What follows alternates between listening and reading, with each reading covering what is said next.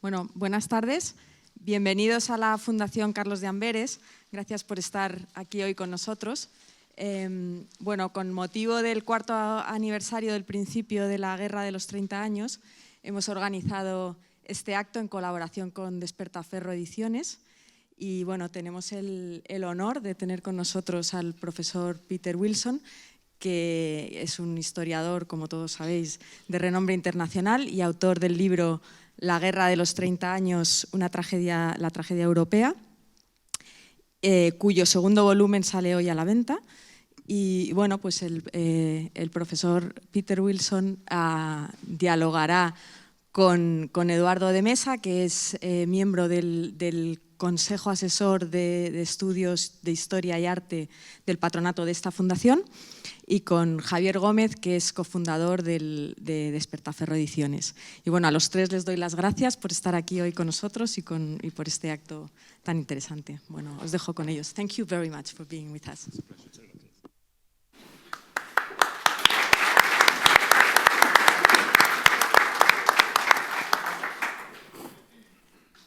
Bueno, en primer lugar, buenas tardes a todos. Ayer, 23 de mayo, se cumplieron 4 siglos de la defenestración de Praga, en este caso la de 1618, tercera edición de esta entrañable costumbre checa de tirar a la gente por la ventana, que en esta ocasión fue especialmente grave por las consecuencias que tuvo, ya que fue la chispa que hizo estallar las costuras de la vieja Europa, desencadenando la Guerra de los 30 años, una de las guerras más importantes de nuestra historia, que entre 1618 y 1648 arrastrará a la guerra a las principales potencias europeas. Un devastador conflicto importantísimo veremos las consecuencias en todos los niveles que tuvo, políticas, económicas, sociales, religiosas, y que sin embargo este 4º aniversario desgraciadamente está pasando desapercibido, y es por eso que este evento de hoy tiene la importancia que tiene. Y para esta conmemoración, para este acontecimiento, tenemos la inmensa fortuna de tener aquí con nosotros a Peter Wilson en Madrid. Peter Wilson es un grandísimo especialista en la Guerra de los 30 años. Quizás sea la figura académica de mayor estatura que existe en la actualidad sobre este periodo. Él es el profesor de Historia de la Guerra en el All Souls College de la Universidad de Oxford y autor de La Guerra de los 30 años, una tragedia europea, una obra galardonada con el Society of Military History Distinguished Book Award en 2011, el año en que se publicó en inglés. Y bueno, como decía, esta obra se ha convertido en la obra de referencia indiscutible del periodo, una obra auténticamente colosal. Y no solo estamos con Peter Wilson, sino que tenemos la inmensa fortuna de estar celebrando este acto aquí, en la Fundación Carlos de Amberes, que, como todos sabéis, fue instituida en 1594 para dar auxilio a los necesitados que provenían de los Países Bajos españoles durante los siglos finales del XVI y del siglo XVII, y que hoy nos está prestando auxilio a nosotros para celebrar este acto. Así que muchísimas gracias a los representantes de la Fundación. Y también tenemos con nosotros a Eduardo de Mesa, como bien ha dicho la presidenta de la Fundación, asesor del patronato, pero también, además de buen amigo mío personal y de Despertaferro Ediciones, es un gran historiador, doctor en Historia, especialista en los siglos XVI y XVII y autor de la pacificación de Flandes, Espínola en la campaña de Frisia y de los irlandeses en los ejércitos de la monarquía española en el siglo XVII, 2 obras también de referencia en el conocimiento de la historia militar, en este caso de nuestro país en estos siglos. Y el objeto de esta charla, de este evento, es precisamente no hacer una presentación al uso, sino lanzarle preguntas, que en este caso nuestro compañero Eduardo es una persona muy importante, muy válida para esto, lanzarle preguntas al profesor Peter Wilson y mantener un diálogo lo más fluido posible, y que esperemos que al final tengamos tiempo para que también desde el público se le pueda lanzar alguna pregunta. Así que sin más, Eduardo, te cedo la palabra. Muchas gracias, Javier. Bueno, pues sin más preámbulos vamos a empezar. Y la primera pregunta es lo que se suele cuestionar el público en general: ¿por qué empieza la guerra? ¿Por qué una guerra que parecía que no iba a darse y que no iba a ser tan conflictiva, cómo escaló tanto, cómo llegó a ese nivel de barbarie? Y por otro lado, también le quería preguntar pues, si tiene algún paralelismo con el asesinato de Franz Ferdinand en Sarajevo en 1914. I would say that the war escalates through a failure to contain what should have been a regional crisis in Bohemia, and it escalates because none of the parties that are involved feel that they can back down. They feel that they have to be strong, but in fact they are all relatively weak. They're not actually prepared for war. And they lack resources, especially money, and so they rely on assistance that comes from outside. And the parties that are seeking to assist them all have their own agendas, and this makes the problem, the initial problem, much more complicated and much more difficult to resolve. And every time it seems like a solution, then another party will help reignite the war. I think there are some parallels, yes, with the situation in 1914, in that the main belligerents in 1914, like 1618, fear a major war, but the difference is that in 1914 they are actually prepared for it, which is why the major war escalates much more rapidly into a huge conflict. Bueno, el profesor Wilson, su opinión es que la defenestración de Praga lo que hace es comenzar una guerra que va a escalar, que va a ser cada vez más viva, debido al fallo a la hora de contener este conflicto.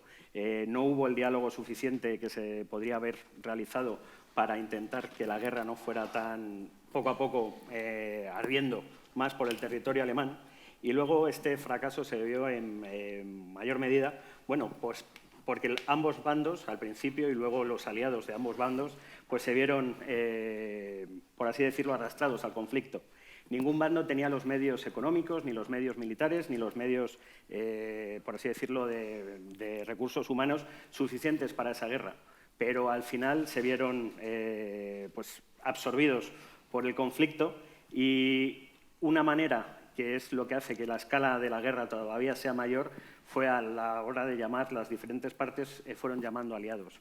El Sacro Imperio Germánico, el emperador, va a llamar a sus primos de Madrid, también va a contar con la ayuda de la Liga Católica, y por otro lado, pues los protestantes van a tener la ayuda de otros estados protestantes.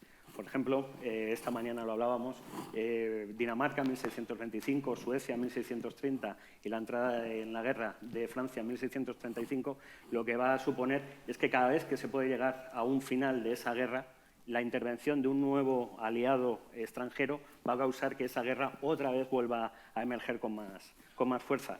Y por último, él opina que sí que hay un paralelo entre el asesinato de Franz Ferdinand y la defenestración de Praga, pero que lo que él considera es que, aunque en ningún caso los contendientes querían la guerra, la mayor diferencia es que en 1618 ambos lados no estaban preparados para la guerra, no tenían los recursos, como ya hemos dicho, y en cambio ese va a ser el gran cambio respecto a 1914. En 1914 ambos lados van a estar armados hasta los dientes, y esa va a ser la razón por la cual la Primera Guerra Mundial pues, va a ser tan terrible. And the key question, you allow me, it was inevitable, the war? No, I don't. I do not think that the war is inevitable. No, I think that past historiography has presented the war as being inevitable, as if the human actors were in some way carried along by the flow of say political or developments such as changes in the European state structure or economic or even climate change, and that they're somehow powerless to take any other decision. And I think that we need to look at the decisions they take. As historians, we have to explain not just why something happens, but why it happens when it does. And that's the key thing, that the decisions could have been different. En este caso, contesta que la guerra para nada era inevitable. La historiografía tradicional ha acudido a este concepto de que no se puede haber hecho nada, de que la guerra estalló por determinadas circunstancias estructurales, ya fueran económicas, religiosas, políticas, incluso climatológicas, pero que en este caso se debió más al fracaso de los actores implicados, que no supieron encontrar una solución pacífica al conflicto y que, bueno, en fin, y que llevaron a toda Europa a la guerra. La siguiente pregunta a este respecto tiene que ver con el componente religioso, indiscutible. Se ha interpretado en muchas ocasiones la guerra de los 30 años como una guerra de religión, al menos tradicionalmente. Luego la historiografía también ha basculado hacia el extremo contrario y se ha empezado a ver la guerra de los 30 años como una guerra fundamentalmente política en la cual la religión era una excusa para movilizar a las masas. En este caso, ¿cuál es su opinión sobre el papel de la religión en la guerra de los 30 años? I don't think that religion is just simply an excuse for war. I think we need to, when we're trying to understand the situation in the 17th century, we have to free ourselves from our contemporary distinctions that we make between religious and secular aspects of life. This was inconceivable in the 17th century, that no one could imagine a universe without God. So everyone, to an extent, is religious. But the key thing is that their attitudes to religion and the role of religion in life differs. And so for a minority of people, we might label them as militants. For them, it is really a religious war. And they write about this and they act as if that is the case. They feel personally summoned by God to act. They see problems that they encounter as simply tests of their faith. But those people were by and large not those taking decisions. They were the ones often criticizing decisions or were the victims of those decisions, such as exiles.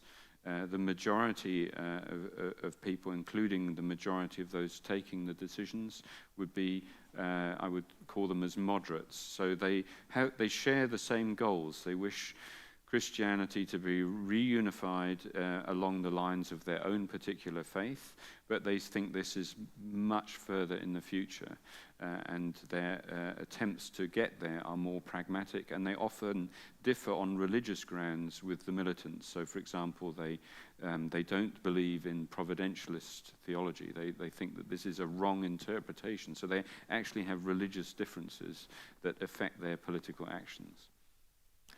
Eso es difícil de traducir.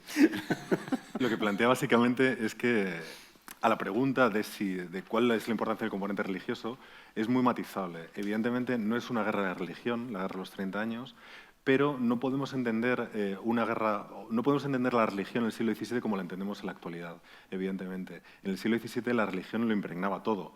Impregnaba la vida cotidiana, impregnaba la política, impregnaba todo tipo de decisiones. Es inseparable política y religión en el siglo XVII. Entonces no podemos entender o realizar un acercamiento a este componente religioso del siglo XVII o de la Guerra de los 30 años desde unos parámetros del siglo XXI, evidentemente. En cuanto al segundo punto que plantea, lo que comenta es que hay una diferencia fundamental entre moderados y militantes. La inmensa mayoría eran moderados, que el acercamiento que tenían a este tipo de cuestiones pues, era mucho más pragmático y no tan doctrinal como los militantes, que sí que se veían mucho más impelidos pues, por la doctrina del providencialismo, etc. Por fortuna, los militantes eran minoría y no influirían tanto en las decisiones políticas llevadas a cabo durante la guerra. Pero sí que es cierto que en muchos casos estos militantes eran clérigos, eran gente que tenía una voz muy prominente y esa voz tan prominente sí que ha sido recogida por la historiografía y parece, esta recogida que hace la historiografía de estas voces tan prominentes hace que tengan un peso desproporcionado en la información que nos ha llegado a nosotros de la guerra de los 30 años hasta nuestros días. Y bueno, volviendo otra vez con la movilización de recursos para la guerra, bueno, muchos historiadores hablan de la guerra de los 30 años como la Primera Guerra Mundial, debido a, pues, como hemos dicho, a esa movilización de recursos financieros, humanos, y que no habían tenido precedente en la historia moderna de Europa. por que el público se pueda hacer una idea del gasto militar que tuvieron los contendientes tanto en paz y después en la guerra, ¿cuál puede ser el volumen del PIB anual que invirtieron en guerra? It's very difficult to answer this question because we don't have enough information on the financial and economic situation of European states at the time to make those kind of calculations. But to give some figures that will give something of an indication, so if we take the Austrian Habsburg monarchy that had an ordinary revenue of maybe 5 million florins, at least 4 million of those are spent on paying for past debts. The Habsburgs are basically bankrupt. They have at least 30 million in debt. And then the rest of the money is spent largely on providing for the defense of Hungary against the Turks. There is always a risk that the Ottoman Empire will attack. So they maybe have 1 million at best left over. The imperial army, once the army is fully mobilized, costs 12 million a year. So they can't pay from ordinary revenue, and they are fighting a civil war, so they can't raise money in a normal way. And even when they have assistance from outside, so across the first 25 years or so of the war, Spain and the papacy provide at least 10 million florins in aid, which is a huge sum of money, but that's perhaps 2% of the total, 1 to 2% of the total war costs. Bueno, el profesor Wilson lo que dice, lo que nos contesta es que bueno, es muy difícil el responder a la pregunta de cuál fue el PIB que se invirtió en la guerra, o bueno, previo a la guerra y después durante la guerra, más que nada porque todavía no tenemos un conocimiento exacto del término financiero de la guerra. Y no tenemos tampoco unos cálculos fiables del PIB en aquella época, pues para el Sacro Imperio Germánico y para otros muchos estados que estuvieron, fueron parte de la guerra. Él lo que trata es responder pues, con un ejemplo práctico, que sería el del Imperio, el Sacro Imperio y su ejército. Los ingresos que tenían anualmente o que conseguían los Habsburgo de Viena alcanzaban los 5 millones de florines, aunque la mayor parte de estos 5 millones se destinaban normalmente al pago de deudas atrasadas, ya que la bancarrota de los Austrias de Viena, como también los de Madrid, pues la bancarrota era crónica. Y bueno, la mayoría de este pago, 30 millones, era lo que normalmente debían como media, y también para pagar los costes de la defensa de la frontera con el Imperio Turco en todos los Balcanes, y que al final pues bueno, podrían tener alrededor de 1 millón de florines libres o preparados para pagar la guerra. ¿Cuál es el problema? Que el coste del ejército austriaco o del ejército imperial durante 1625, por poner una fecha, alcanzó los 12 millones. Por lo tanto, pues vemos que aún así cada año necesitaban extraer de forma extraordinaria 11 millones de florines para poder pagar al ejército imperial. Y luego, a pesar de la ayuda que, por ejemplo, en el caso del Sacro Imperio Germánico tuvieron tanto de España como del papado, el autor pues, calcula que estas dos potencias aportaron unos 10 millones de florines en subsidios, pero que esos 10 millones, a pesar de la cifra tan alta que era, solo logró pagar un 2,2% del total de los gastos bélicos. Como vemos, pues una gota en mitad del océano. Pues a continuación vamos con lo que todos ustedes están esperando, el papel de la monarquía hispánica, el papel de España en la Guerra de los 30 años. Y empezamos por analizar un poco los criterios que motivaron esta intervención española, esta intervención de la monarquía hispánica en la Guerra de los 30 años. Hablábamos antes del papel de la religión. Es imposible disociar religión de política y quizá menos en el caso de la monarquía hispánica. ¿Cuáles fueron estos criterios? ¿Fueron políticos, fueron religiosos, fueron dinásticos? ¿Auxiliar a sus primos de Viena? Yes, that's right. It is impossible to disentangle dynastic, religious and political motives, and so the Spanish monarchy see these as really all part of the same continuum. I mean, the main goal that Spain is pursuing in the empire is to end this war as quickly as possible, because what they want is the Austrian Habsburgs, their cousins, to come and assist them primarily against the Dutch rebels. And each time when the war in the empire is more or less over, the emperor does in fact do this. So in 1629 he sends part of the imperial army to assist, and he does this again in 1635-36. The problem is that the war is not fully over, and the assistance that the emperor is able to give is immediately removed, particularly as the emperor fails to settle the war successfully in the empire. So Spain comes away from this largely empty-handed, in fact. Es evidente que los motivos de España están muy entrelazados, no hay un único motivo, ya hemos hablado de estos motivos políticos, religiosos, dinásticos. Quizá el principal interés de España, en este caso de la monarquía hispánica, fuera ayudar al imperio, ayudar a la monarquía austríaca en Viena, para acabar la guerra lo antes posible contra los rebeldes protestantes que podían tenerse en esos territorios, para liberar las manos a estos Habsburgo de Viena, para que a su vez correspondieran esa ayuda, suplieran ayuda a la monarquía hispánica con su propia guerra, con sus propios rebeldes en Flandes.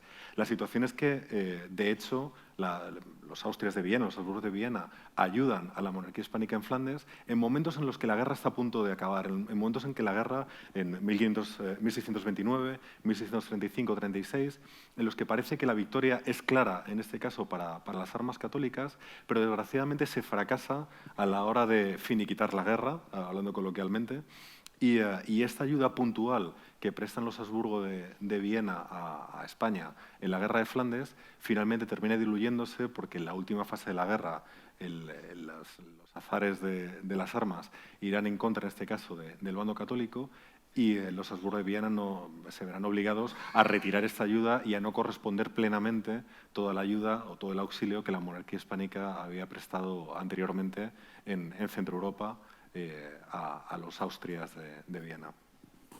Que lo cual enlazaría con la siguiente pregunta que yo le haría sobre la intervención española en la década de 1630 con el viaje del ejército del cardenal Infante desde Milán hasta los Países Bajos, cómo la ayuda en la batalla de Nördlingen fue tan decisiva. Y la pregunta es, si no hubiera habido esa ayuda española en ese momento, ¿cuál hubiera sido el devenir de la guerra? Well, certainly the Spanish intervention in 1633 is a failure, but 1634 is very successful. And so the Battle of Nördlingen does change the situation potentially decisively. So the emperor is in a position of strength and is able to negotiate, and this is a lost opportunity. He basically fails to arrange peace in a way that would have enabled peace settlement with Sweden. But equally, the problem is that the Spanish army is only there temporarily as well, and they are basically escorting the Infante Ferdinand to the Netherlands, and they leave. So the interests of Austria and Spain are different, and they don't mesh, and the moment is lost. Sí, el profesor pues lo que dice es que bueno, la campaña de 1633, la campaña de Alsacia, no fue tan exitosa como debería haber sido, pero la de 1634, con el viaje del ejército del cardenal Infante desde Milán, pasando por Nördlingen hasta los Países Bajos, pues que sí que fue de verdad, podría haber sido lo que los ingleses dirían, un punto de inflexión. En ese momento, después de la victoria católica, el emperador tenía, de hecho, vulgarmente la sartén por el mango y podría haber dictado el final de una guerra, hablando con las partes implicadas del otro bando, pero a lo mejor, no a lo mejor, lo más seguro, debido a que no ofreció las suficientes ventajas al lado perdedor en ese momento, pues lo que hizo fue que la guerra continuara durante 14 años más. Y bueno, él lo que opina es que la ayuda española fue siempre muy puntual, ya que cada dinastía, la de Madrid o la de Viena, tenían sus propios objetivos y que estos objetivos realmente nunca fueron los mismos, nunca convergieron y, por lo tanto, cada uno tiró, por así decirlo, hacia un lado y nunca hubo de verdad un pleno una actuación plenamente unida entre ambos bandos que probablemente pues, hubiera decantado la guerra antes hacia el bando católico. Otro momento esperado. Rocroi. La tumba de los tercios. El apocalipsis. Realmente cabe preguntarse, en la guerra de los 30 años, ¿son las batallas como Rocroi, las que condicionan el devenir de la guerra, el resultado final de la guerra? ¿O son otros factores más de desgaste? Estamos hablando de una guerra larguísima, una guerra que consume, hemos visto antes, unos recursos económicos enormes, también unos recursos humanos enormes a las potencias contendientes. Es una guerra que provoca una serie de crisis internas en la monarquía hispánica en 1640, con la revuelta de los catalanes, la revuelta en Nápoles, la revuelta de Portugal, en muchos más sitios. Posteriormente también en Francia con la Fronda, revueltas que tienen un componente de motín antifiscal muy importante. ¿Cuáles son realmente los motivos que condicionan el resultado final de la guerra? ¿Se puede hablar de las batallas como hitos fundamentales en este desarrollo, o son más bien otro tipo de motivos un poco más profundos o más estructurales? Yes, well, this of course is a war that doesn't end with a Battle of Waterloo. There is no decisive final battle that ends this. So the end is in a way messy, and the usual explanation is to say that it ends by mutual exhaustion, and if exhaustion compels the belligerents to make peace. And that's not the case. France and Spain continue fighting for another 11 years, their own separate war that is running parallel. And in the empire, there is certainly the potential the war could have gone on longer. They are conscious of the pressure that this is a devastating war and there is a desire for peace, but they don't make peace because of that. They make peace because the major parties realize that they have ultimately more to gain from the particular configuration of the positions in 1648, that they risk losing what they have gained already, so they are prepared to compromise. And so we actually need to give a lot of credit to the negotiators in the peace settlement for actually managing to arrange a compromise that enables 2 out of the 3 major wars in Europe to be ended, the 30 Years' War and the Spanish-Dutch War. El profesor Wilson comenta que evidentemente ni Rocroi ni Nördlingen no es una guerra, no hay un Waterloo en esta guerra, no es una guerra que se decida por una gran batalla que deje un vencedor claro y un derrotado absoluto. Tradicionalmente se ha hablado de que es una guerra que acaba simplemente por agotamiento mutuo, pero tampoco es cierto, porque los principales contendientes y la que quizás se juzga como principal derrotada de la guerra, que es España, sigue en guerra otros 11 años con Francia, porque la guerra hispano-francesa, una guerra dentro de la guerra de los 30 años, continúa hasta 1659. Si ambos bandos, en este caso la monarquía hispánica que ha sufrido 1640 y la monarquía francesa que ha sufrido la Fronda, realmente están exhaustos, ¿por qué continúa la guerra? Lo que plantea el profesor Wilson es que hay que darle mucho crédito, hay que darle el reconocimiento que se merece a la paz de Westfalia. Se habla mucho de la guerra, pero realmente se habla muy poco de la paz y de los méritos que tiene la paz, y de que cuando por fin se sentaron estos negociadores, estaban dispuestos, sabían que tenían mucho más que ganar en la configuración que existía en 1648, configuración política, configuración territorial. Tienen mucho más que ganar en ese momento que lo que podían arriesgar perder. Y estaban dispuestos todos a ceder, cosa que no pasó anteriormente. En otros momentos que hemos comentado que la guerra estuvo prácticamente ganada por el bando protestante, y quizá no se ganó porque el emperador se vio en una situación de poder y no está dispuesto a ceder ni un centímetro, en este caso, al bando protestante. En este caso sí, y en este caso se hizo un enorme esfuerzo negociador, un enorme esfuerzo diplomático. Realmente se empiezan a sentar las bases de la diplomacia moderna en esta paz de Westfalia. Y lo que es realmente interesante, que comentaba en el punto final, y que es el enorme, gigantesco logro de Westfalia, que sobre la mesa de negociación hay la posibilidad de finalizar 3 guerras, no una, sino 3. Estamos hablando de la Guerra de los 30 años, que está desarrollando en el seno del Sacro Imperio. Estamos hablando de la Guerra de Flandes y, por último, de la Guerra franco-española. Y de esas 3 se resuelven 2. Se llega a la paz de 2 guerras. no de las 3, que ya hubiera sido carambola, pero de 2, que es un logro impresionante para la diplomacia de la época. Y entonces, bueno, pues hay que pensar que quizá la guerra no se resuelve en términos militares, como suele ocurrir, sino precisamente en términos en la mesa de negociación. Y es uno de los grandes hitos de la guerra de los 30 años, la paz de Westfalia. Pero bueno, yo querría volver un poco al determinismo armamentístico, la revolución militar holandesa, la revolución militar sueca, la invencibilidad de los tercios, el armamento y las tácticas usadas durante la guerra de los 30 años fueron realmente tan importantes. There are certainly important military developments at the time, but I think that they have been misunderstood by much of conventional military history, which sees developments moving in a single line and sees each period dominated by one particular leading military power and all the others then copying that and then producing the emergence of a new military power, and so we go down in a single line. And so the usual narrative is that Spain is the dominant power in the middle of the 16th, mid to late 16th century, then the Dutch are supposedly more innovative, and then it is the Swedes, and then it is the French. And I think what we actually see is a more of a convergence. And it's less the outcomes on the battlefields are decided a lot less by weaponry and by tactics, and they're decided much more by questions of logistics, so how well the armies can be supplied and maintained, and they're decided by the proportion of veteran troops.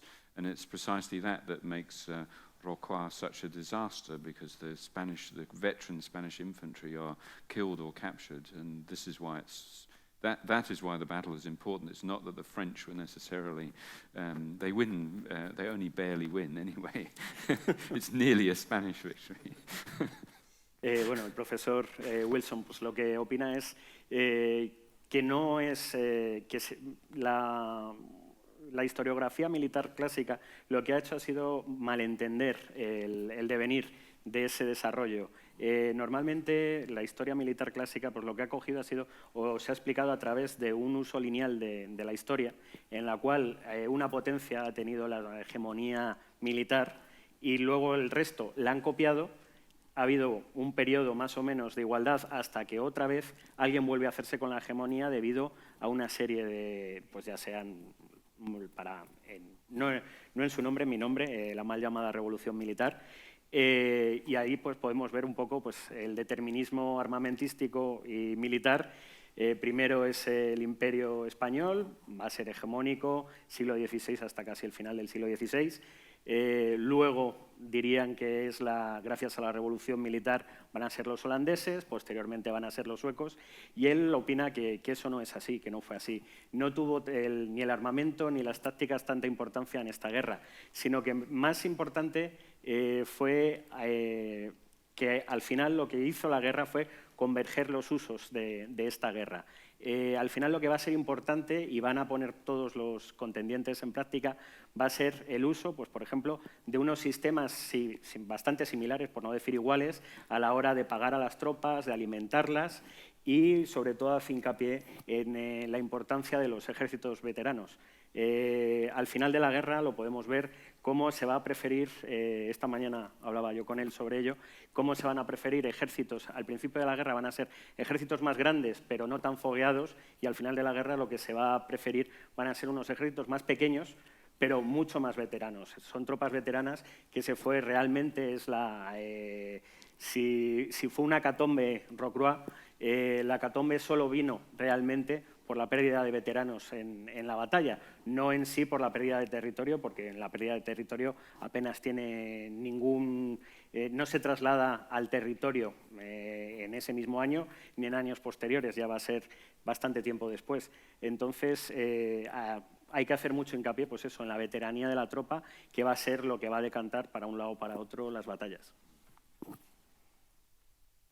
Blackwater. Seguro que todos hemos oído hablar de los contratistas privados norteamericanos en Irak, contratistas que prestan todo tipo de servicios, desde combate, desde estar en primera fila para hacer el trabajo sucio de los marines norteamericanos, hasta cuestiones mucho más prosaicas como camioneros o, en este caso, las contratas que tiene McDonald's para dar de comer a los soldados americanos en sus campamentos en el frente. En la actualidad vivimos un proceso de privatización de la guerra que en ocasiones inicialmente nos causaba cierta sorpresa, luego incluso escándalo cuando han salido a la luz determinados comportamientos de esos contratistas privados, pero cuando vemos la guerra de los 30 años y vemos casos ya no solo de mercenarios, sino de asientos, de asentistas, es decir, de contratistas, auténticos contratistas privados que alquilaban ejércitos o alquilaban flotas a las diferentes monarquías, y vemos casos de auténticos empresarios de la guerra, se les puede llamar, como Wallenstein, parece que no hay nada nuevo bajo el sol. Realmente, durante la Guerra de los 30 años se asistió a un fenómeno de en cierto modo, salvando las distancias, privatización de la guerra. Well, for that to be the case, we would assume that war was nationalized or state-run and then is somehow privatized, and that's anachronistic to think that early modernity didn't distinguish in the same way as we would do today between public and private. So there are contractors involved in all branches of what we would consider to be public service, and the lines between an entrepreneur and an official, a public official, were blurred. And we also have to remember that we talk about the soldiers being mercenaries, but of course they had multiple reasons for serving that were often the subjects of the people that they serve anyway. So there is a political obligation, dynastic obligation. They feel motivated by religion and also of personal honor. The thing with Wallenstein is that he stands out because he operates on an unprecedented scale. And he is also such a controversial figure personally as well. Comenta que en este caso claro, el paralelismo es difícil de hacer porque en la actualidad entendemos que las guerras tienen que ser llevadas a cabo por los estados, por los gobiernos, y ver esta mezcla o este elemento de privatización nos causa bastante desasosiego. Pero en el siglo XVI, siglo XVII, estos límites eran mucho más difusos. En el día a día de cualquier funcionamiento o del funcionamiento de cualquier estado, el elemento privado estaba ahí, era más que evidente. Y, por lo tanto, este acercamiento es un tanto anacrónico, porque, como decíamos, el Estado siempre se apoyaba en la iniciativa privada en muchísimos aspectos, y la guerra era uno de ellos. Hablamos antes, sin ir más lejos, de los banqueros a los cuales tenían que acudir todas las monarquías para pedir dinero para financiar guerras o para financiar cualquier tipo de empréstito. Y en este caso, quizá la diferencia es que los mercenarios actuales, Blackwater, contratistas, su motivación esencial es, evidentemente, el dinero, lógicamente. Pero en el siglo XVII, en el contexto de la Guerra de los 30 años, es muy diferente, pues sus motivaciones eran muy variadas. No eran simplemente espadas a sueldo, sino que en muchos casos estos mercenarios, que es una figura realmente muy, muy controvertida en el siglo XVI-XVII, estaban unidos al poder que los empleaba por muchos vínculos. En muchos casos eran súbditos de ese poder que les empleaba y, por tanto, estaban unidos a ellos por lazos en ocasiones dinásticos, en ocasiones incluso feudales. También sentían motivaciones, hablaba de motivaciones religiosas y también motivaciones de honor. Esta mañana hablamos de un caso, Monroe, creo recordar, Yes, yeah. que sirvió en diferentes ejércitos, si no me equivoco, en el ejército danés, en el ejército sueco, luego sirvió en el ejército alemán, creo, no, holandés, perdón. Yeah, he goes back to Vuelve a Vuelve a Britain. Escocia. Yeah. Pero bueno, antes creo que sirve en las Provincias Unidas, puede ser, con los holandeses. Bueno, y finalmente vuelve a Escocia a participar en la Guerra Civil Inglesa. Y es un soldado que lucha por el honor profesional del militar, el honor del militar profesional, en este caso siempre alineado con la causa católica. Por tanto, es un tema que también no tiene una explicación sencilla, como todo lo que estamos viendo, claro. Y al hablar de esta privatización, pues bueno, siempre surge la figura de Wallenstein, un condottiero de la guerra, un asentista militar, un señor de la guerra. ¿Cuál fue el auge, el motivo del auge y de la caída de este personaje? Yes, I mean, he really is a remarkable figure, but he is also, in many ways, an exceptional one as well. I mean, first of all, he comes from the quite low Bohemian nobility, but his first wife is a rich widow, so he has a lot of money. He makes even more money through the property deals that are done after the land is confiscated from the Bohemian rebels. He's involved in the Mint Consortium, which was hugely corrupt, and everyone involved, again, literally minted it. They made lots of money. So he is in a position to have the start capital to raise a new imperial army. The emperor already has an army, but a small one. And Wallenstein raises a very much bigger one. Because he has the initial finance. He's also a good judge of character, so he has a lot of capable officers to assist him. But the problem that he has is that he has come from relatively low origins, and he can't be paid because the emperor can't pay him, so the emperor is giving him lands and titles that make him basically a prince. So his rise is meteoric. And the thing is, he doesn't play the courtly game. Although he marries again, he marries into the senior aristocracy, he doesn't cultivate a group of people at court. So when he is away on campaign, there is nobody in Vienna speaking up for him. So the criticism mounts, and things like that he follows the stars, the astrologers, before he fights a battle and things like this. And there is a group of jealous officers, mainly Italians, who convince Emperor Ferdinand II that this man is a liability, and therefore the emperor sanctions basically his murder. El profesor Wilson, bueno, opina que es una figura excepcional Wallenstein, pero al mismo tiempo es casi única en esa época, durante la guerra. Fue un noble de la baja o de la pequeña nobleza bohemia que desde un primer momento se puso del lado del bando católico cuando la defenestración de Praga. Y esa lealtad al emperador lo que le va a repercutir va a ser en que una vez que se acabe con la rebelión en Bohemia, él va a recibir como pago a esos servicios gran cantidad de tierras y algún que otro título, cosa que poco a poco le va a ir ayudando a subir en la escala social. A eso hay que añadir que bueno, se casó con una viuda muy rica. Por lo tanto, ya unía pues, el título de nobleza que ya le otorga el emperador con el dinero de la esposa, de la primera esposa. Y bueno, ya va a culminar su riqueza o su botín de guerra entrando en el juego de la creación de moneda, de la fabricación de moneda. La acuñación en aquella época se podía trastocar de muchas maneras y había una gran corruptela a la hora de manipular esa acuñación de moneda, lo que hacía que los que acuñaban pues, se pudieran embolsar mucho dinero y hacer grandes fortunas, que es lo que hace Wallenstein. La ventaja máxima o más importante que tuvo...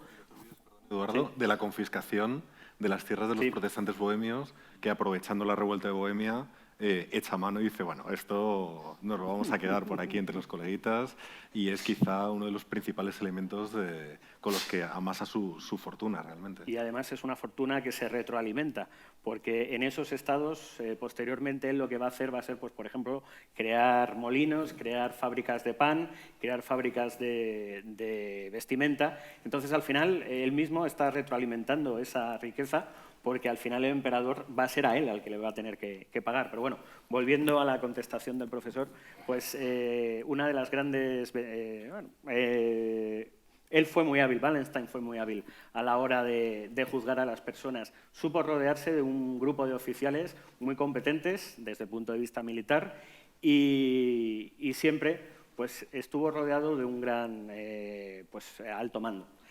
¿Cuál fue el problema?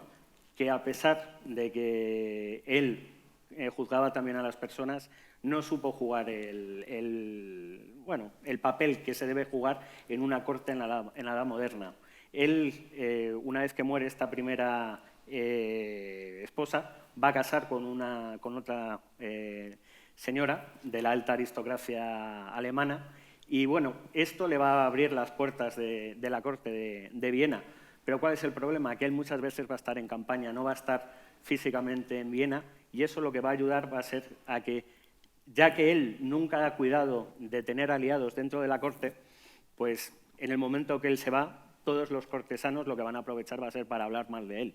Si a eso añadimos que varios de sus oficiales, sobre todo de origen italiano, van a empezar a estar bastante enemistados con él y van a estar pues, bastante dispuestos a acabar con él, al final van a acabar convenciendo al emperador para que decrete su asesinato, como ocurrió en Eger pues en 1634, y así acabó la vida de Wallenstein. A mí me tocan las preguntas más solemnes. Vamos con la leyenda negra. La leyenda negra es evidente cuando hablamos de propaganda en la Edad Moderna, es lo primero que a todos los españoles nos viene a la cabeza. Pero claro, la guerra de los 30 años hay ejemplos de propaganda por todas partes. ¿Realmente se puede decir, profesor Wilson, que la guerra de los 30 años fue una guerra de propaganda? Yes, there's certainly a role for propaganda. This is very much a media age. It's the age that sees the birth of the regular newspaper, and the war itself fuels the growth of media development. So, for example, I think there are around about 6 newspapers circulating in the empire before the war starts, and by the end there's around 30. So there's a huge explosion in terms of written press. But by and large, the Swedes particularly are much more effective. I mean, one of the things is that they capture Frankfurt, which is the press center, basically, of the empire and the center of the postal network that distributes the press. And they fashion particularly an image around their king, Gustavus Adolphus, who is presented as this martyr dying for the cause of German liberty, and they use this directly to legitimate the claims for compensation, in other words, territory and money to pay off their army at the end of the war. Lo que responde es que sí, efectivamente, la guerra de los 30 años fue una guerra de propaganda en muchos casos, porque otra de las peculiaridades de la guerra que hace este conflicto, que hace que sea tan original, es que vio el nacimiento de la prensa, casi la prensa moderna que conocemos en este momento. Daba la cifra de que al principio de la guerra había en Alemania 6 periódicos y que al final hay 30. La gente estaba ávida de noticias y eran periódicos que difundían todo tipo de noticias, aunque hemos hablado esta mañana también que en el siglo XVII la prensa era mucho más fiable de lo que es ahora, a pesar de que estamos hablando de que es una guerra de propaganda. No había fake news entonces, o al menos no tantas.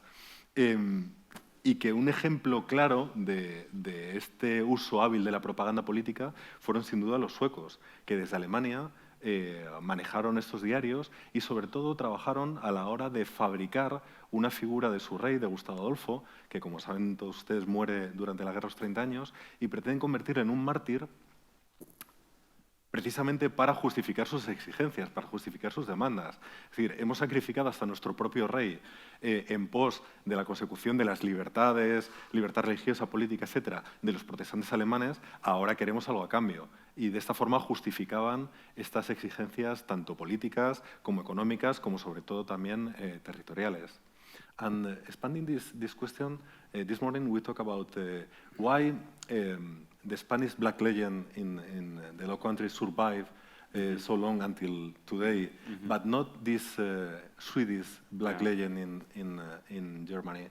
Le pregunto que durante la guerra, antes, durante el siglo XVI, todos ustedes lo saben, en época de Felipe II, se desarrolló esta leyenda negra española que sobrevive hasta la actualidad. En cambio, durante la guerra de los 30 años, sí que hubo una auténtica leyenda negra en Alemania, en este caso que afectaba a los suecos, que hablaba de casos de su afición por el alcohol, de desmanes de todo tipo, y en concreto, tanto la caballería finesa, de Finnish Cavalry, como la infantería escocesa, de la cual muy hábilmente se rodeaba Gustavo Adolfo, causaba auténtico pavor en la población y era un terror buscado. Es decir, no eran desmanes de una tropa un poco descontrolada, sino que era una auténtica estrategia de infundir terror en la población. Why did this black legend, Swedish black legend, didn't survive, and the Spanish one? I think that the simple answer is that the Spanish black legend is so connected to the independence of the Netherlands. So this is an enemy of the Dutch who have behaved badly, and the Dutch have won their liberty from this tyranny. So it's woven into somebody else's national story, and they have a good reason to present this as part of their own founding myth. Whereas in the empire, the situation is much more confused, and also the Swedish presence it fades away rather than being connected in any kind of particularly national story. And of course, the Swedes were allies too of some of the German princes. So their position in the empire is rather different. Bueno, la principal diferencia es que en el imperio, para empezar, los suecos eran aliados de una parte de estos estados alemanes con los cuales luchan, y estados a los que tampoco les interesa cultivar una leyenda negra de los suecos, evidentemente porque son aliados. En segundo lugar, porque la presencia sueca en el imperio después de la Guerra de los 30 años se desvanece, mientras que en el caso español, sobre todo en los Países Bajos, la presencia española, España es el enemigo fundamental, es la alteridad, en este caso, de los Países Bajos. Y es, sobre todo, un elemento fundacional, un hito fundacional en la identidad nacional, en este caso holandesa. Los holandeses, actualmente, es decir, a partir de la independencia, España forma parte de ese proceso de independencia y, por tanto, de ese proceso de construcción nacional de la identidad fundamentalmente holandesa. Entonces, claro, es por ello que la presencia española y la demonización española ha perdurado tanto, porque es esencial para el reconocimiento de los holandeses a sí mismos, claro. Añadir que los holandeses en su himno nacional, Wilhelmus, todavía se acuerdan de nosotros. Y no para bien. Pero bueno, para acabar mis preguntas, en el prólogo de su libro podemos leer que en 1960, en la década de 1960, se hizo una encuesta a ciertos lectores alemanes y se les preguntaba acerca de en qué posición pondrían diferentes guerras o diferentes eventos, y ellos consideraban que el evento más destructivo de la historia de Alemania había sido la Guerra de los 30 años, mucho más por encima de la peste negra, de la Primera Guerra Mundial, incluso del Holocausto. ¿A qué se debe esta perduración en la memoria colectiva del pueblo alemán? ¿Fue realmente la guerra tan destructiva? Yes, I think that the war has assumed that position certainly in the popular consciousness in Germany and Central Europe, and it's become this kind of benchmark. It became a benchmark to measure other conflicts against. And one of the reasons why is that the 30 Years' War breaks out after more or less 65 years or so of peace. So it seems even more terrible, and the contemporary literature, poetry, and so on, it presents this image of a flourishing land that has been left a wasteland. The second reason is that the authorities, especially the religious authorities, regardless of whether they were Catholic or Lutheran, tell the population that basically this is your fault. You are sinners, and God has punished you, and you have to behave, you have to be pious, obedient, diligent subjects, otherwise this will come back again. So there is in the official commemoration of the war afterwards, there is this message constantly being reaffirmed that this was truly, truly terrible. And then thirdly, the war is genuinely terrible. Probably the empire's population declines by about a fifth. This would be across the 30 years 5 million dead, with a pre-war population of 23 million or so. And other people leave. So if we compare that with the Second World War, the Soviet Union in the Second World War had the highest proportional losses. They were around 12% of the population. So 20% is an enormous loss. And yes, that took place across 30 years, but we are talking about a pre-industrial society where it is much more difficult to replace the missing human labor with machinery. And it takes another 65 years before the pre-war population levels are recovered. So the impact of this war is long and deep, both in a very real sense and in the sense in the memory. Bueno, el profesor opina que sí, la Guerra de los 30 años fue un verdadero hito para la historia de Alemania y, bueno, él explica 3 razones, al menos, para entender por qué va a quedar tan enraizada en la memoria colectiva. El primero, probablemente, bueno, es el hecho que desde la paz de Habsburgo en 1555, más o menos el Sacro Imperio Germánico va a estar en paz. Van a ser alrededor de 65 años de paz, y esa rotura de esa paz tan larga, hay que pensar que mientras, pues, por ejemplo, España, la monarquía hispánica o Francia estaban continuamente en guerra. El Sacro Imperio Germánico va a estar durante 65 años en paz, y eso va a hacer que para las personas, los habitantes del imperio, pues sea un verdadero... va a romper totalmente con el pasado y se va a convertir en un hito histórico. El segundo es que tanto las autoridades protestantes como las católicas van a echar la culpa de esta guerra, por así decirlo, al pueblo llano. Van a decir que todas estas guerras son por culpa de sus pecados y que, por lo tanto, pues si quieren que ya no vuelva o que se pare o que ya no vuelva a haber guerras así, pues que tienen que ser piadosos, que tienen que comportarse bien, que tienen que hacer lo que les digan las autoridades, y eso lo que va a hacer al por así decirlo, obligar a la gente a un férreo comportamiento, eso va a hacer que todavía se selle en esa mentalidad se selle con más fuerza esa idea de toda esa devastación que trajo.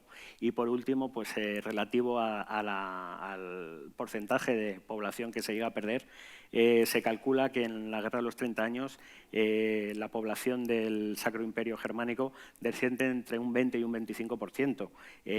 Se calcula más o menos que el Sacro Imperio Germánico pierde 5 millones de habitantes en una guerra. Si eso lo comparamos con la Unión Soviética, que durante la Segunda Guerra Mundial, y fue la Unión Soviética la que sufrió más bajas de habitantes, fue un 12%, pues claro, nos podemos dar cuenta que es casi el doble el porcentaje de lo que perdió Alemania en aquel momento. Y como hablamos de una sociedad preindustrial, el problema es reemplazar toda esa gente que muere. En una sociedad preindustrial no se puede echar mano de las máquinas a la hora de reemplazar a una persona, sino que son personas las que reemplazan a esas personas. Y se va a volver a llegar a tener el mismo nivel de población después de otros 65 años desde que se acaba la guerra. Por lo tanto, podemos ver que fue una devastación total del imperio. Y por último, para acabar y ceder a la audiencia un turno de preguntas, o incluso permitir que podáis pedir que Peter os pueda dedicar los libros que podéis haber adquirido en la entrada, me gustaría preguntarle una reflexión final sobre la Guerra de los 30 años. ¿Por qué fue tan importante? ¿Nació de esta Guerra de los 30 años una Europa diferente? ¿Fue un punto de inflexión en la historia europea? ¿Qué consecuencias tuvo para el equilibrio de poderes en Europa, hasta entonces dominado por la monarquía hispánica? ¿Qué quiebra se produce en este momento? Y por último, es una pregunta también muy larga y un tanto compleja. Hablábamos de esta devastación ocurrida, o de estos estragos que sufre especialmente la población civil durante la Guerra de los 30 años.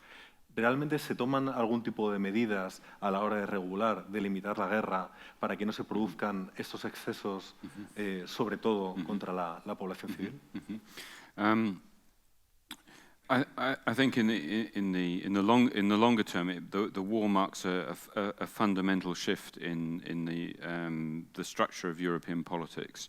So this doesn't happen overnight. It's certainly not enshrined in the Peace of Westphalia, but nonetheless, the war marks a shift from a political order in Europe, which is based on hierarchy, where sovereignty is fragmented, to a political order which is based on sovereign national states. And in the 18th and 19th century, these interact as great powers and minor powers, and then supposedly they converge and they all interact equally.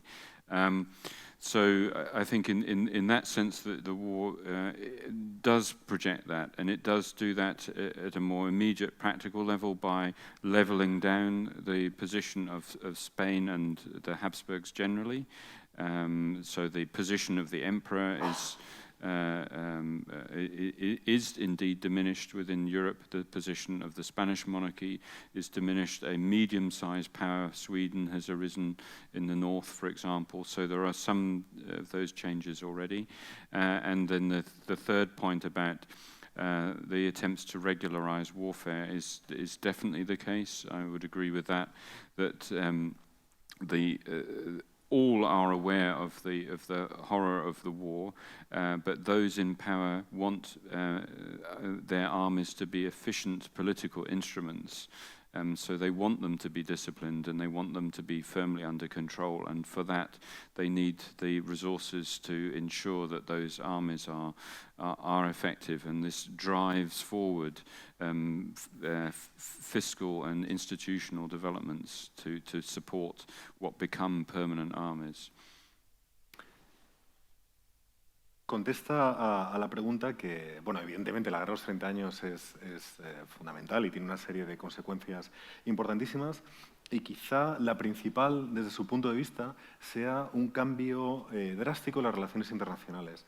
Hasta el momento estamos ante un orden internacional jerárquico, es decir, hay una serie de potencias que dependen de otras. Estamos hablando de esta fragmentación en el Sacro Imperio Germánico, de esta multiplicidad de estados, principados, condados, etcétera, que a su vez dependen del imperio. Estamos hablando de todos estos territorios que a su vez dependen de la monarquía hispánica. Es decir, estamos hablando de una Europa de relaciones internacionales jerarquizadas. Y la guerra de los 30 años es el primer paso, evidentemente no es un cambio que suceda de la noche a la mañana, pero sí es el primer paso hacia una realidad diferente, hacia unas relaciones internacionales entre estados mucho más igualitarias, más de igual a igual. Habrá que salvar las distancias, evidentemente, pero mucho más equitativas. Y, como digo, es un proceso muy largo, pero es el primer paso que se da en este cambio fundamental. Es evidente que tras la Paz de Westfalia la posición de España queda muy debilitada, sin duda. La posición del emperador también va a quedar relativamente debilitada, mientras que, por otro lado, hay casos como el de Suecia, que se consolida como una potencia regional de importancia en el Báltico.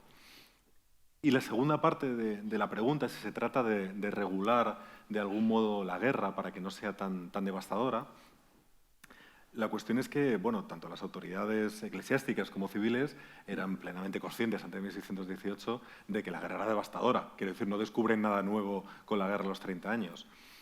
Lo que sí ocurre es que lo que la guerra de los 30 años enfatiza es el riesgo de embarcarse en un conflicto de tal envergadura sin estar preparados. Hablamos antes de que ninguno de los bandos estaba preparado para este conflicto, ni financieramente, ni económicamente, ni tenía los recursos humanos, ni tenía la solidez política para llevarlo a cabo. Y esto produce pues, que ejércitos que no están correctamente financiados cometan todo tipo de tropelías a la hora de conseguir los víveres o lo que puedan necesitar, lógicamente, o ejércitos que no están convenientemente pagados. ¿Y esto a qué empuja a los estados? A mejorar, a reforzar todas esas estructuras administrativas, fiscales, políticas, para realmente empezar, un poco conectando con lo que hablamos antes de los mercenarios, empezar a mantener ejércitos permanentes, que evidentemente cuestan mucho dinero de mantener, pero sustituir ese elemento del mercenariado o ese elemento del soldado no profesional por ejércitos permanentes que fueran mucho más fiables y en los cuales, como él dice, que fueran elementos políticos eficientes también, que fueran mucho más fiables una vez iniciada una guerra y que, en cierto modo, no fueran tan indisciplinados con respecto a la población civil. Claro, es un poco un chantaje que se les hace a los súbditos, ¿no? Se dice, si no queréis que vuelva a pasar esto, tenéis que pagar más impuestos para que podamos tener ejércitos profesionales. O sea que, bueno, en cierto modo, como decíamos antes, nada nuevo bajo el sol. Y con esto le damos las gracias al profesor Wilson por su paciencia, por su tiempo y por haber respondido a todas nuestras preguntas, y os cedemos el turno de palabra al público. Si alguno tiene alguna pregunta.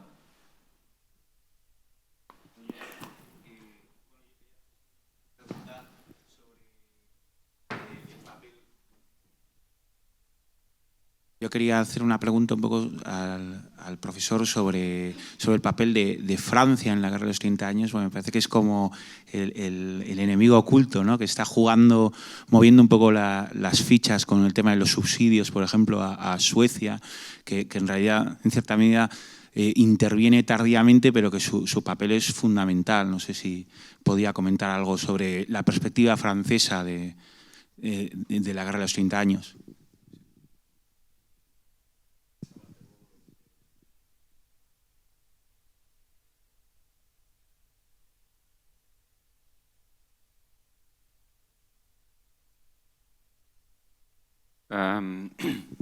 The main aim that France has is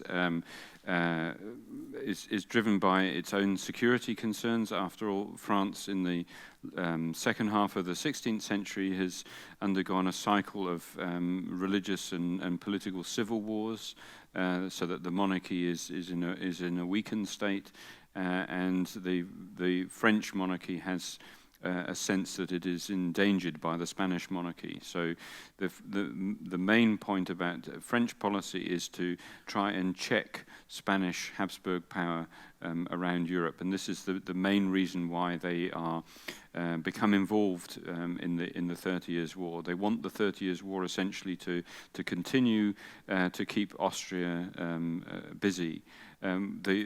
What they would have preferred to have done would have been to have made an arrangement with Bavaria to neutralize southern and western part of the empire, which was the main area that was Catholic, and to have concentrated the war in the northeast and in the Habsburg lands.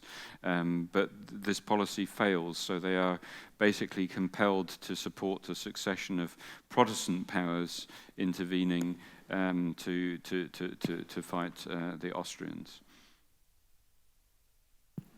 Lo que responde es que fundamentalmente son preocupaciones por su propia seguridad. Francia viene de una situación muy complicada en la segunda mitad del siglo XVI, ha estado inmersa en una serie de guerras civiles, ya sabemos, guerras de religión, en las que además se ha visto amenazada por diversas intervenciones españolas, en este caso de Alejandro Farnesio, en las cuales ha sufrido bastante. Y eso ha provocado una gran inestabilidad en la corona francesa y que se siente realmente amenazada por España. Y su principal preocupación es mantener a raya España. ¿Cuál es su motivación? ¿Cuál hubiera sido su estrategia favorita? Porque siempre se puede, o siempre tradicionalmente se ha criticado, se ha cuestionado el papel de Francia en la guerra de los 30 años, cómo se alía, siendo una monarquía católica, se alía con el bando protestante a la hora de conseguir sus objetivos políticos, ¿no? Realmente su estrategia preferible hubiera sido una alianza con Baviera. Y de hecho se plantea una alianza con Baviera, que Baviera pudiera mantener un poco a raya, pudiera controlar lo que pueda suceder en el sur del imperio, mientras que Francia se pudiera focalizar, en este caso, en España. Esa estrategia no es posible porque Baviera, en este caso, se mantiene fiel al imperio, y es, por tanto, por lo que Francia decide buscar alianzas entre el bando protestante.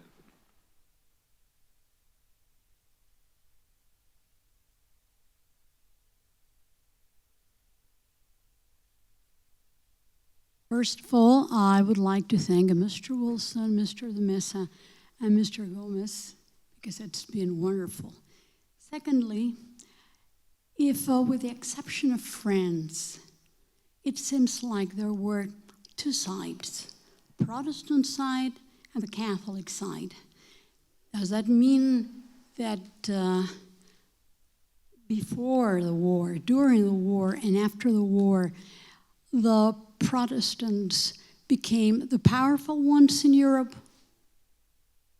And is it due to their more, let's say, practical, pragmatic point of view? Thank you want to translate the question?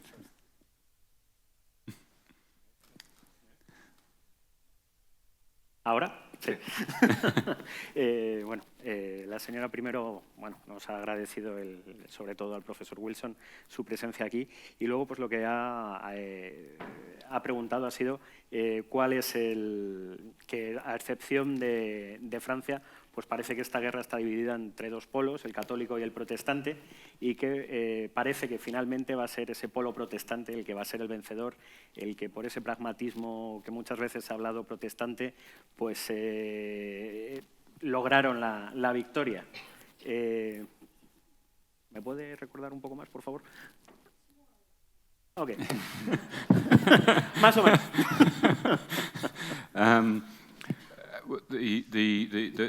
I suppose that your question is in two parts. So to deal with the first part, the general story of the war, the way that it's normally told, is that it starts as a religious war, and as you say, it seems that the two sides line up. And then great power politics come in, with the French supporting the Swedes, and this secularizes the war, and then we supposedly have a secular settlement coming out at the end. And that's a very neat explanation. One can see why that seems so attractive, because that seems to be the general arc of history, the way that history is moving. The problem is that it really wasn't as simple as that. So when we look at the situation, we have, before the war, we have an organization, the Catholic League, which is led by Bavaria, and we have the Protestant Union, which is led by the Elector Palatine. Well, first of all, many of the Protestant territories don't join the Protestant Union. The Habsburgs have managed to dissolve the Catholic League. The League and the Union make a truce. They don't fight each other. A key reason why the emperor is successful in 1620 is that he is backed by the Lutheran Saxons, who consistently back the emperor all the way through, except briefly when they change sides because they want him to compromise on a specific policy.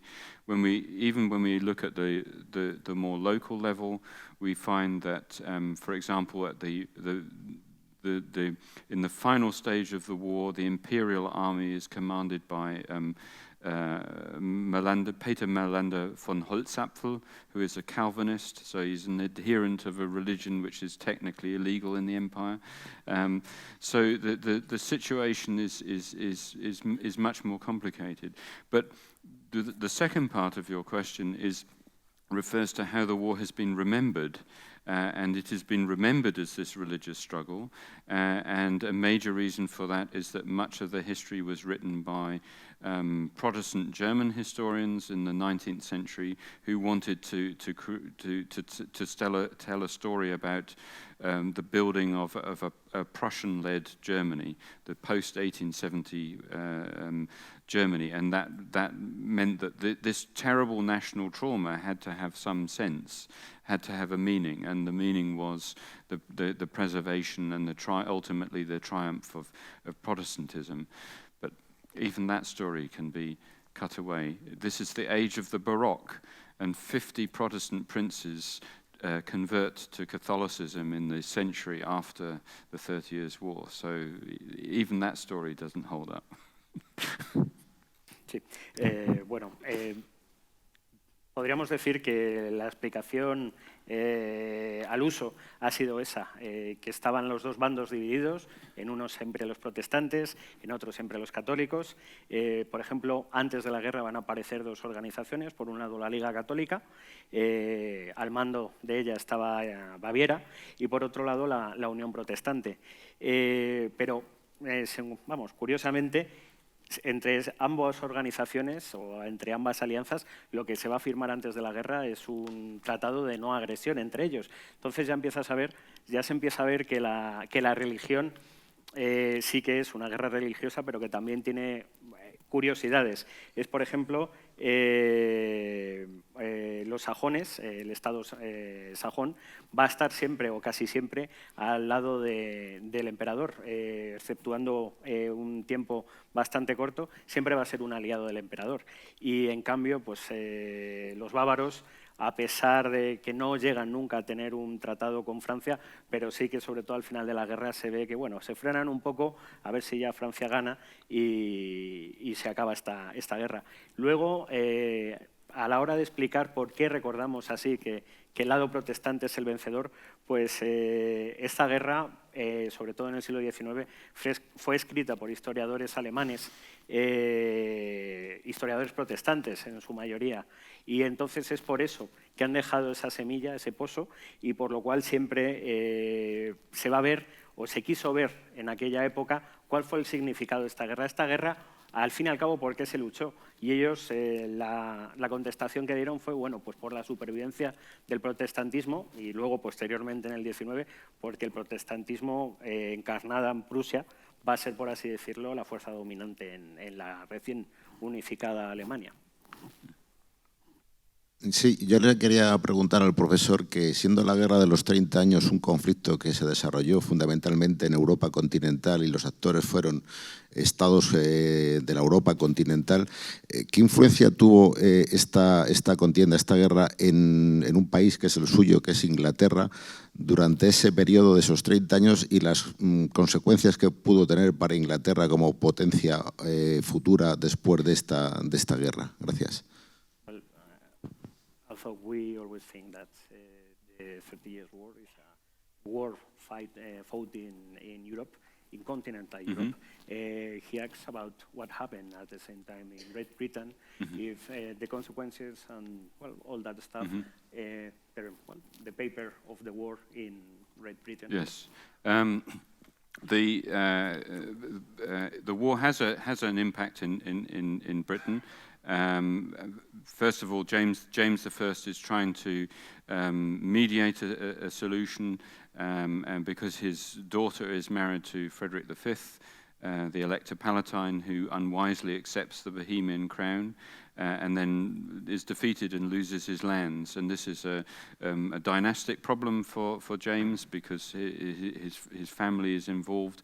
And so British policy is directed at restoring the Palatinate. But it can't do this because Britain is actually a relatively weak power, and it has really no means of intervening on the continent. So British policy is ineffectual, and it switches from trying to get France to do this, trying to persuade Spain to do this, supplying lots of soldiers, as many Britons fight on the continent as do Swedes, but it largely as volunteers and men who have been recruited by the other belligerents. So the effect is negligible for British politics. But the real impact domestically in Britain is that this is, again, Britain is experiencing a surge in news media, in print media. They are informed from the continent. So there are two things that for Britons, this is a very simple war. This is about the prestige of Britain and the Protestant cause, and they cannot understand why the monarchy is not intervening successfully. So the failure of British foreign policy impacts badly on the Stuart monarchy and is indirectly then a cause of the British civil wars. And the final thing is that they are, at the same time, they are informed of how horrible the war is in Germany, and they fear that if a war breaks out in Britain, it will be as bad as the 30 Years' War. And that actually, I think, acts as a brake on violence to some extent in Britain, because they are conscious of what has happened on the continent. El profesor Wilson, bueno, su respuesta es que sí, que tuvo un impacto, la Guerra de los 30 años, en Inglaterra, pero un impacto más diplomático que otra cosa. Jacobo I, Jaime I,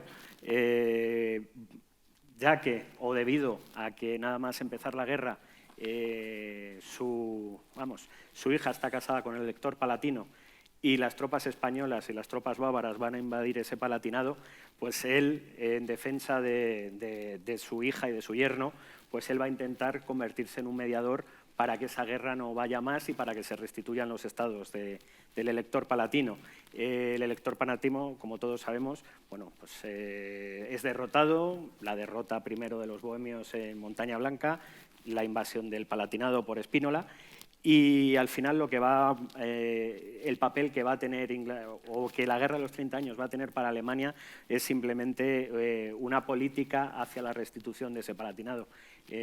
Añado yo que la restitución del Palatinado fue muy complicada, los españoles lo retuvieron durante muchísimo tiempo y, por ejemplo, una vez incluso acabada la guerra, en 1652 es cuando España va a abandonar la última plaza de ese Palatinado, que es Frankenthal. Entonces, como podemos ver, el Palatinado y ese juego con Inglaterra va a ser muy importante para la monarquía hispánica. Por otro lado, bueno, él opina que Inglaterra en ese momento Gran Bretaña, es un poder débil, no consigue poner en práctica lo que ellos querrían, y que, bueno, al final eso, lo que van a tratar va a ser contemporizar bandos, pero no van a tener éxito. Y que, sobre todo, el impacto que los ingleses van a tener sobre la guerra va a ser el número de tropas, por un lado, ingleses y escoceses luchando para los protestantes, y de irlandeses, si unimos en la Gran Bretaña e Irlanda, van a tener para el bando español. Entonces, podemos ver que la intervención inglesa en la guerra es casi anecdótica. Desde el punto de vista doméstico, esta guerra, ¿en qué influye en Inglaterra? Pues la gente va a conocer qué está ocurriendo en esta guerra, otra vez volviendo al tema del nacimiento de los periódicos. La gente va a ser informada pues, por hojas volanderas, por las primeras ediciones de periódicos, y que, bueno, para un inglés aquella guerra fue una guerra muy simple, que era una guerra protestante, o para la supervivencia del protestantismo, y que si algo debilitó a los Stuart en referencia a esa guerra fue que la mayoría de la población, creía que debía haber entrado en conflicto para haber defendido los derechos de su hija. Pero al mismo tiempo, también el no entrar en la guerra se debió pues, a que era una forma, por así decirlo, de frenar pues, lo que podría haber sido la entrada de Inglaterra en la guerra. Se autoimpone la monarquía ese freno para no verse involucrado en algo que está viendo que es tan dramático como la guerra de los 30 años. Well, at the beginning, you said that the war was far from inevitable, but in 1609, the Protestant Union was established, and a year after, the Catholic League. So there were some German states preparing for war because they increased their expenses in defense, and also there was a treaty between the Dutch rebels and the Spanish monarchy that was about to end at the beginning of the war. So there are some historians that think that the war was inevitable. So what do you think about this debate?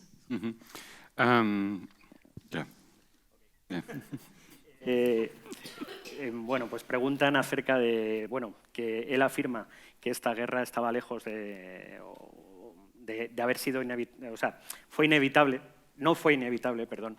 Esta guerra podría haberse evitado, pero que al mismo tiempo afirma la persona, el caballero que pregunta, pues que aún así había ciertos estados que se estaban armando, que se estaban preparando.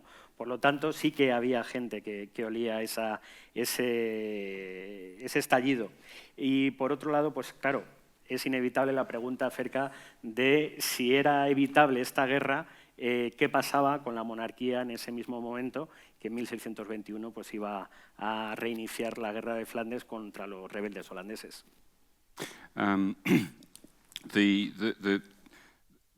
Both the Protestant Union and the Catholic League are extraordinarily weak organizations. So the Catholic League is only called the Catholic League by its opponents, who are trying to compare it to the Catholic League in the French Wars of Religion. One of the leading members of the so-called Catholic League is the Archbishop Elector of Mainz, the most senior Catholic prince in the empire after the emperor. He wants the Saxons to join the Catholic, so-called Catholic League. He wants a cross-confessional alliance. They're not seeking a conflict. These are insurance policies should things go wrong. For Bavaria, this is a political vehicle for Bavarian policies, and they are actually at odds with the Habsburgs, who compel Bavaria to dissolve the Catholic League. So the Catholic League is no more by 1617. The Protestant Union is bankrupt, it has no money, and the bulk of the membership are either leaving or don't know what the bulk of the members are either leaving or don't know what the leaders are doing. The leadership of the union are trying to create a crisis by picking a fight with the Bishop of Speyer on the Rhine, and they are totally taken by surprise at what happens in Prague with the defenestration. So yes, there is a sense of anxiety. There is a sense that that these are dangerous times, but there is no real preparation for war. Nobody is armed. The union, the league, they have no armies. They are mobilization structures.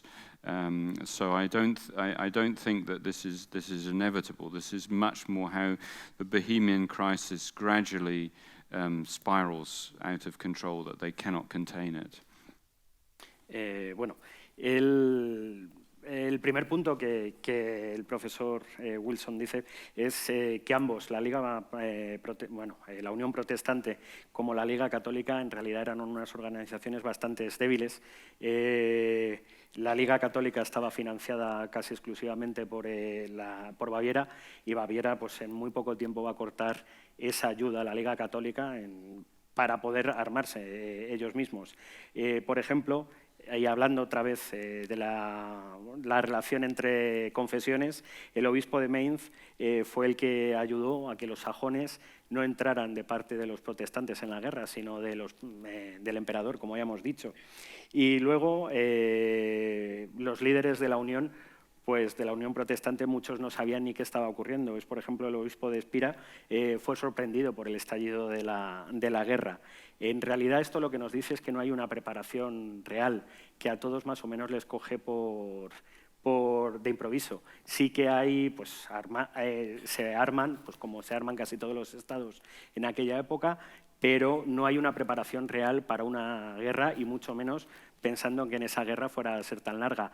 Una vez que estalla el conflicto en Bohemia, la defenestración de Praga y el resto de la rebelión bohemia, pues fue cuando poco a poco esa guerra se va agrandando, por así decirlo coloquialmente, se les fue de las manos y acabó en lo que acabó. Okay, I'll ask 3 questions in English, then I'll tell them in Spanish so everyone knows, okay? First of all, in 1610, we have the Pope, I think it was Urbano or Urban X or something, assassinating Henry VIII, if I'm not wrong, the French king. Henry IV. Henry IV, okay, thanks.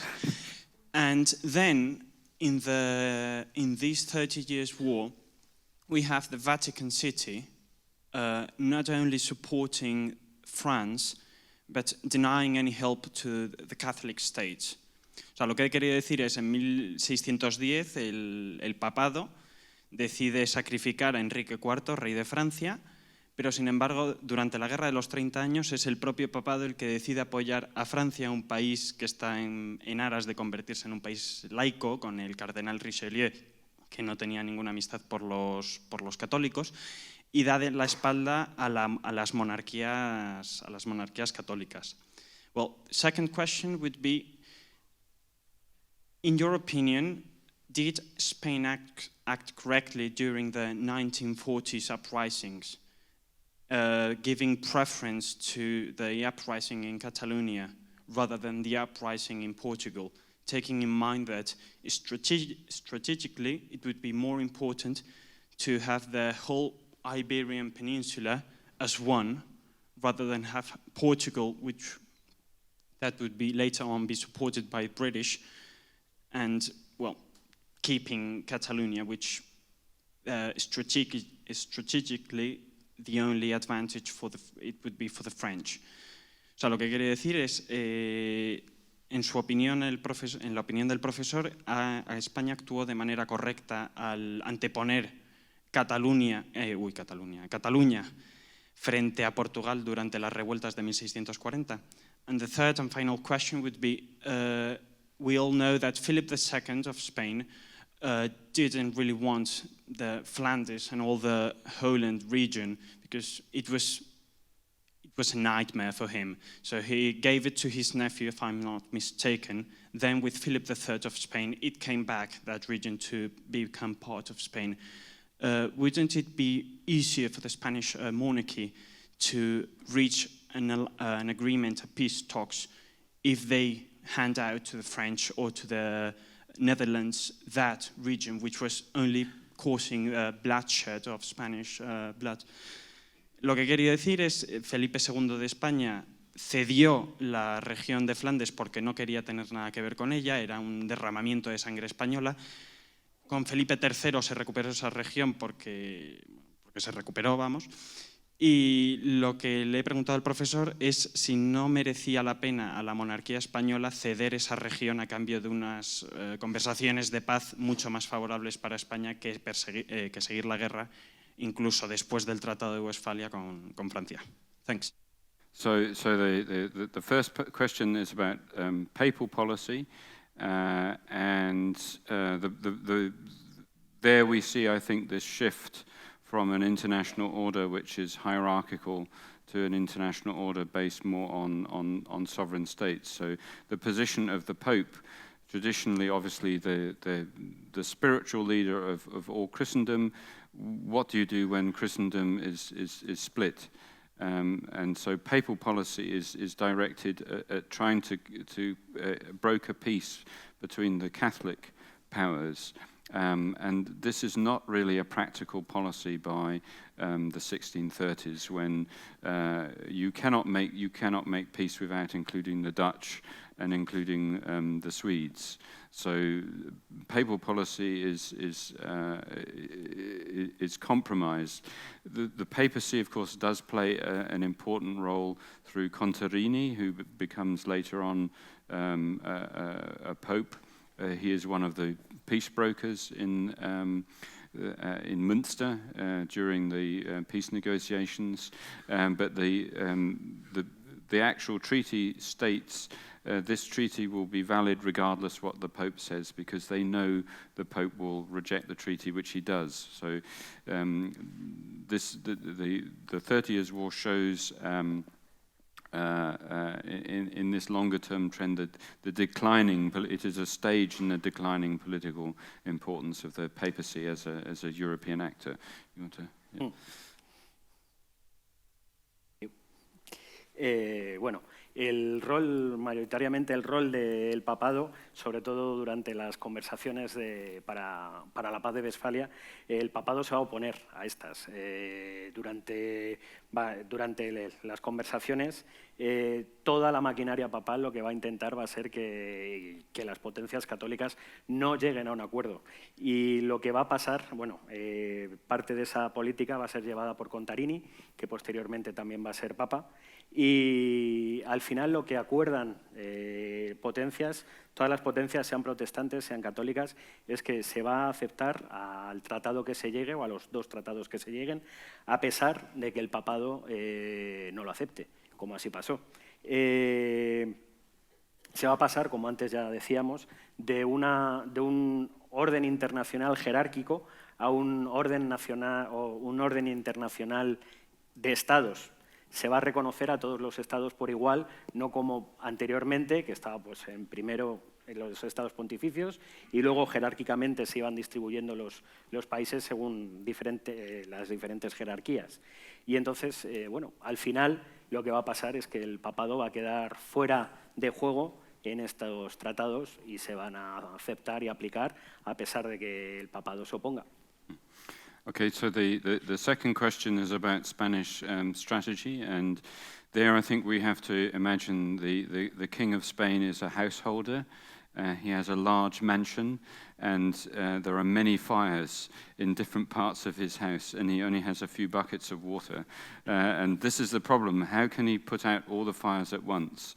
And so there is an attempt to try and do this, and this is not possible. So they have to make tough choices, and I think that probably the choice was the sensible one, because Catalonia, of course, has a border with France, and of course it quickly forms an alliance with the French, and this is much more life-threatening than Portugal, which is to one side on the Atlantic seaboard. Obviously, in the grander scheme of things, Portugal with a rich empire and so on might have been the one to go for, but the Portuguese are, of course, fighting the Dutch in their own empire. So this is actually a problem that you can perhaps postpone. That's the less important fire.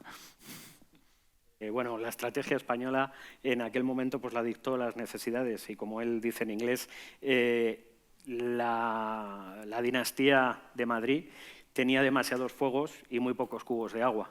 O sea, se le multiplican si queremos decir, pues los problemas y hace lo lógico respecto a Cataluña. Para el profesor Wilson, lo que hace es la monarquía hispánica es lo más lógico, frenar a los franceses en Cataluña. Cataluña iba a ser uno de los miedos atávicos de los gobernadores, por así decirlo, castellanos, de la zona catalana que queda bajo dominio español, va a ser que rompan ese muro de contención y que desde Fraga, por ejemplo, a Madrid, bueno, primero a Zaragoza y luego a Madrid, pues no hay tanto. Y que, en cambio, los políticos españoles en aquel momento pues consideran que el problema portugués es un problema, pero que al mismo tiempo los portugueses están luchando una guerra anterior ya a la revuelta contra los holandeses, tanto en África como en Brasil, y que eso va a hacer que, bueno, piensen los políticos españoles que es un problema que podemos postergar, aunque luego a la larga pues, fuera también o desembocara en la independencia otra vez de Portugal. Okay, so the third question concerns the relations with the Netherlands, and Philip II actually has quite a logical and sensible policy. He has devolved government of the Netherlands to his daughter, Isabella Clara Eugenie, who is married to Albert, one of the Austrian archdukes, and they are more or less like sovereigns. This is what you can do in a time of when sovereignty is fragmented and things are not clear. So it is a deliberately ambiguous situation. It is still part of the Spanish monarchy, but is somehow separate. And the idea is that this will somehow allow a peace settlement to be made, and after all there is a truce, a 12 years truce in 1609. So the problem is really, can this truce be converted into a permanent settlement? And there it is two things. First of all, there are still many Catholics living in the rebel Dutch provinces, and Spain cannot abandon these without a serious loss of reputation. So the Spanish argument is that at least their rights must be protected. But there is a hardcore group in the Dutch rebel leadership who refuse to do this. So there is no possible compromise. So the war must continue. And after all, the Netherlands is an extraordinarily rich part of Europe. It is the most densely populated. It is the most economically dynamic. Antwerp had been the major entrepot for all of colonial wealth. Amsterdam becomes that. It's a hugely rich area. It's not something you just give up because it's a problem. Bueno, respecto a Holanda, él considera que la estrategia de Felipe II fue muy inteligente. Él dio como dote, cuando se casa su hija Isabel Clara Eugenia con el archiduque Alberto, pues él da como dote esos Países Bajos. Así se van a convertir en lo que más o menos soberanos. Y bueno, yo diría que más o menos soberanos, porque por ejemplo el ejército que va a seguir desplegado en Flandes va a seguir siendo pagado por la monarquía hispánica. Por lo tanto, de nombre son soberanos, pero realmente en unas cosas sí, en otras no.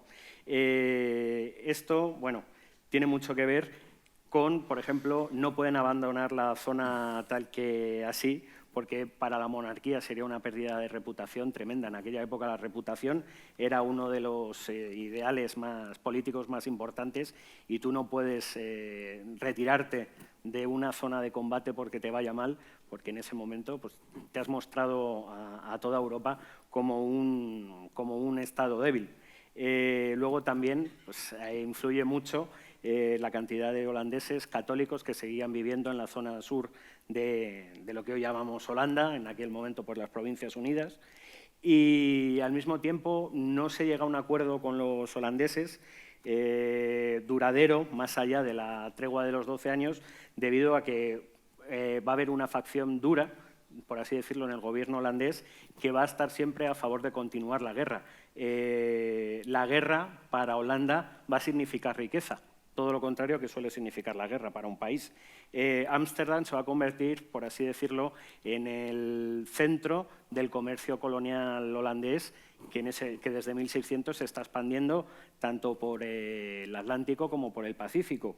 Y así, debido a esa riqueza colonial, es por la que Holanda, que en teoría es un país o era una unión de provincias bastante pequeña, a pesar de ser una de las zonas europeas más densamente pobladas, pues va a convertirse en ese gigante durante bastante tiempo. Hay que pensar, como antes decíamos, y eso ya es cosecha mía, pues toda la lucha en Brasil y en África contra los portugueses, y ahí se va a dar, pues, por ejemplo, la ironía que Portugal va a tener tropas holandesas como auxiliares en su guerra contra España a partir de 1641, cuando los portugueses y los holandeses están luchando entre sí en Brasil y en África.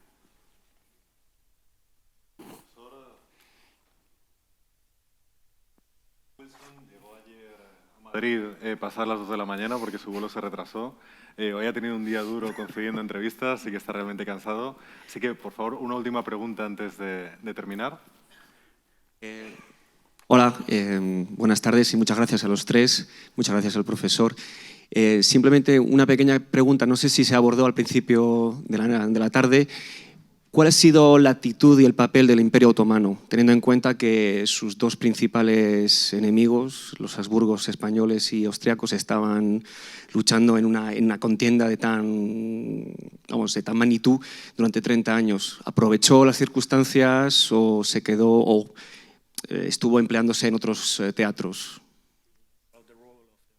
During the war, as the Spanish monarchy was the enemy in the Mediterranean, the Austrian emperor was the enemy in the Balkans. What was the role and how it managed?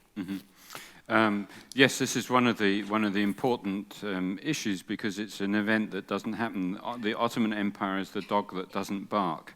It is potentially very important. The Austrian Habsburgs had fought the long Turkish War, which ends in 1606 with a truce with the Ottoman Empire in Hungary, and this truce is actually renewed in 1615, but it's time limited. So the Sultan is at liberty to renew the war, and there's a possibility that the Ottomans will become involved, because of course this is seemingly a golden opportunity. So there is some support given to the Prince of Transylvania, who is considered an Ottoman vassal, and an Ottoman emissary arrives in Prague in 1620 and offers troops The Bohemian rebels want regular soldiers rather than arming their own peasants. And Frederick V's Calvinist court preacher decides that there are similarities between Calvinism and Islam, which makes this theologically acceptable to do this. But ultimately, the deal doesn't come through because the Sultan doesn't believe the rebels will succeed. And he actually sends another letter to the emperor and saying, I see you have a bit of bother in Bohemia. Would you like some soldiers? Which, of course, the emperor declines. But the real reason why the Sultan doesn't become involved is that the Ottoman Empire has serious internal problems, so it faces provincial revolts, and it chooses to fight Persia. There is a major war fought in what is now Iraq in the 1620s, and only one more time in the middle of the 1640s does it look as if the Sultan might intervene, and then he decides it's much easier to fight the Venetians. Muy bien. Bueno, el papel del Imperio Otomano fue muy importante. Ya, bueno, anteriormente al estallido de la guerra, durante lo que denominaríamos la Gran Guerra Larga, o la Larga Guerra, que desde la década de 1590 hasta principios de la década de 1610 enfrentó a ambos imperios, al austriaco y al otomano. Bueno, esa guerra, por así decirlo, va a ser un precedente y abrió la puerta a que hubiera ciertas posibilidades de que los otomanos entraran en la lucha.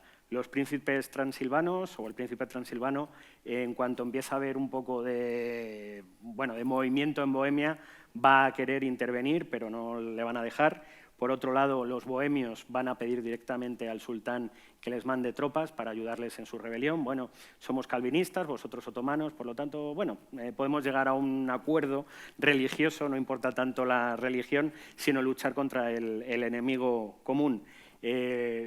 ¿Por qué no se da esa ayuda? Porque el sultán realmente duda de la posibilidad de éxito de estos rebeldes, como así luego pasó. Y luego, contestando ya en un modo más, no tan, una visión más grande, diríamos que el Imperio Otomano tenía muchos problemas en aquel momento. Sufría problemas internos, muchas provincias se van a rebelar en aquella época, parte del ejército otomano se va a tener que dedicar a pagar estas rebeliones de forma violenta, pero al mismo tiempo el Imperio Otomano se va a enfrentar con el Imperio persa safávida, y eso va a hacer que al final pues, sea casi imposible que ellos entren en combate. Y una vez que sí que lo podrían haber hecho, pues ¿para qué lo vamos a hacer si esto más o menos ya lo han dirimido los europeos? Y fue un momento, además, en el cual ellos, en vez de preferir entrar en la Guerra de los 30 años, prefirieron atacar la isla de Candia, en propiedad de Venecia, y eso empezó la Guerra de Candia, que duraría hasta casi finales del siglo XVII. Pues muchísimas gracias a todos por su presencia. Muchísimas gracias de nuevo a Eduardo de Mesa y, sobre todo, muchísimas gracias al profesor Wilson por esta magnífica velada. Gracias.